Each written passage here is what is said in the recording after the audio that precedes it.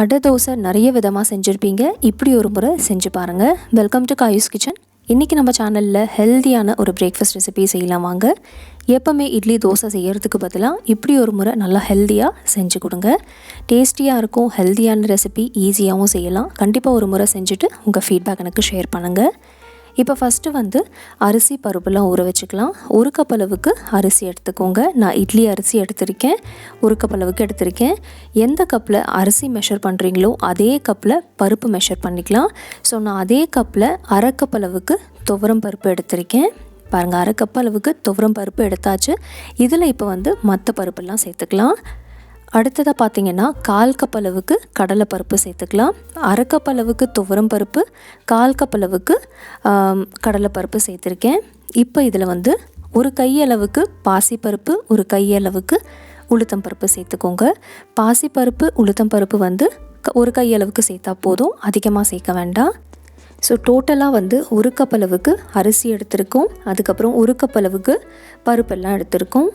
நீங்கள் இதே measurement use பண்ணிவிட்டு அடை தோசை ஒரு முறை செஞ்சு பாருங்கள். நல்லா வாசனையாக இருக்கும், ரொம்ப டேஸ்டியாக இருக்கும். நீங்கள் ஒரு முறை இதே மெஷர்மெண்ட் யூஸ் பண்ணிவிட்டு செஞ்சிட்டிங்கன்னா எப்போவுமே இதே போல் தான் செய்வீங்க.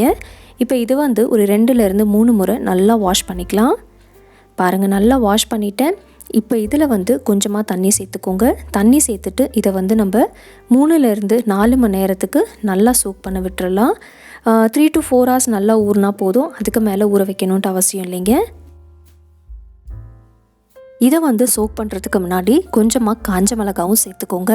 ஒரு 7லேருந்து 10 காஞ்ச மிளகா சேர்த்துக்கலாம். உங்கள் காரத்துக்கு ஏற்ற மாதிரி இப்போவே சேர்த்துக்கோங்க.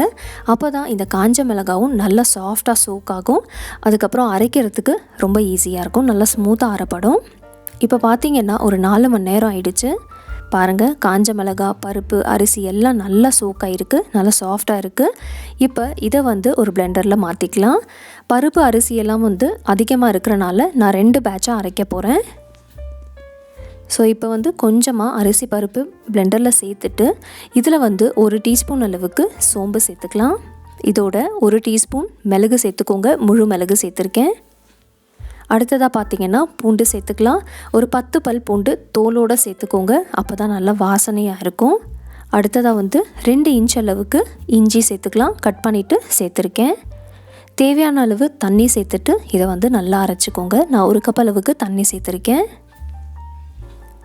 பாருங்கள், அரைச்சாச்சு. ஒரு பவுலில் மாற்றிக்கலாம். இப்போ அடுத்ததாக இன்னும் கொஞ்சம் பருப்பு அரிசி இருக்குல்ல, அதையும் அரைச்சிக்கலாம். கொஞ்சமாக தண்ணி சேர்த்துட்டு அரைச்சிக்கோங்க. இப்போ மாவு ரெடியாக இருக்குது. தேவையான அளவு உப்பு சேர்த்துக்கலாம். நான் 1 டீஸ்பூன் அளவுக்கு உப்பு சேர்க்குறேன். இப்போ இதில் வெங்காயம் சேர்த்துக்கோங்க. நல்லா ஃபைனாக சாப் பண்ணிவிட்டு 2 மீடியம் சைஸ் அளவுக்கு வெங்காயம், அதுக்கப்புறம் 1/4 கப் அளவுக்கு கொத்தமல்லி சேர்த்துக்கலாம். கொத்தமல்லி நல்லா ஃபைனாக சாப் பண்ணிவிட்டு சேர்த்துக்கோங்க. இது ரெண்டும் சேர்த்த பிறகு ஒரு தாளிப்பு ரெடி பண்ணிவிட்டு இதில் சேர்த்துக்கலாம். தாளிப்புக்காக கொஞ்சமாக எண்ணெய் சேர்த்துக்கோங்க. நான் 1 டேபிள் ஸ்பூன் அளவுக்கு எண்ணெய் சேர்த்துருக்கேன். இது சூடான பிறகு 1 டீஸ்பூன் கடுகு சேர்த்துட்டு இது நல்லா ஃப்ரை ஆன பிறகு 1 டீஸ்பூன் கடலைப்பருப்பு, 1 டீஸ்பூன் உளுத்தம் பருப்பு சேர்த்துக்கலாம். கொஞ்சமாக கருவேப்பிலையை நல்லா ஃபைனாக சாப் பண்ணிவிட்டு சேர்த்துக்கோங்க. இதெல்லாம் நல்லா வறுத்த பிறகு நல்லா கலர் மாறணும். அப்போ ஃப்ளேம் ஆஃப் பண்ணிவிட்டு இதில் ஒரு 1/4 டீஸ்பூன் அளவுக்கு பெருங்காயத்தூள் சேர்த்துக்கோங்க. ஃப்ளேம் ஆஃப் பண்ணிவிட்டு பெருங்காயத்தூள் சேர்த்துக்கோங்க. இது நல்லா ஃப்ரை ஆன பிறகு இந்த தாளிப்பு எடுத்துகிட்டு நம்ம மாவில் சேர்த்துக்கலாம். தாளிச்சிட்டு அடை தோசை செய்கிறப்ப டேஸ்ட் ரொம்ப நல்லாயிருக்கும். ஸோ கண்டிப்பாக இப்படி ஒரு முறை செஞ்சு பாருங்கள். இப்போ நல்லா மிக்ஸ் பண்ணிக்கலாம். தாளிக்கிறப்பவே வேணும்னா நீங்கள் வெங்காயமும் ஒரு 1 நிமிஷத்துக்கு வதக்கிட்டு அதுக்கப்புறம் கூட இந்த மாவில் சேர்த்துக்கலாம். நான் வெங்காயமை அப்படியே சேர்த்துருக்கேன். அப்போ தான் நம்ம அடை தோசை சாப்பிட்றப்ப நல்லா க்ரன்ச்சியாக இருக்கும். பாருங்கள், பேட்டரோட கன்சிஸ்டன்சி இப்படி இருக்கணும். கொஞ்சம் திக்காக இருக்கிற மாதிரி இருந்துச்சுன்னா தண்ணி கொஞ்சமாக சேர்த்துட்டு இந்த கன்சிஸ்டன்சிக்கு எடுத்துகிட்டு வந்துக்கோங்க. அடுத்ததாக ஒரு தவா சூடு பண்ணிவிட்டு கொஞ்சமாக எண்ணெய் சேர்த்துட்டு நல்லா இப்படி க்ரீஸ் பண்ணிக்கோங்க. இதில் இப்போ 1லேருந்து 1.5 கரண்டி அளவுக்கு மாவு சேர்த்துட்டு நல்லா இப்படி ஸ்ப்ரெட் பண்ணிக்கலாம். இந்த அடை தோசை கொஞ்சம் திக்காக இருக்கணும், அப்போ தான் நல்லாயிருக்கும். இப்போ இதில் வந்து கொஞ்சமாக நல்லெண்ணெய் சேர்த்துக்கோங்க. நல்லெண்ணெய் சேர்க்குறப்ப டேஸ்ட் வந்து ரொம்ப நல்லாயிருக்கும். ஸோ நல்லெண்ணெய் சேர்த்துக்கலாம், இல்லைனா நீங்கள் வந்து நெய் கூட சேர்த்துக்கலாம், அதுவும் ரொம்ப நல்லாயிருக்கும். ஒரு சைடு நல்லா குக் ஆன பிறகு இதை வந்து திருப்பி போட்டுடலாம். 2 சைடுமே வந்து நல்லா ரோஸ்ட் ஆகணும்.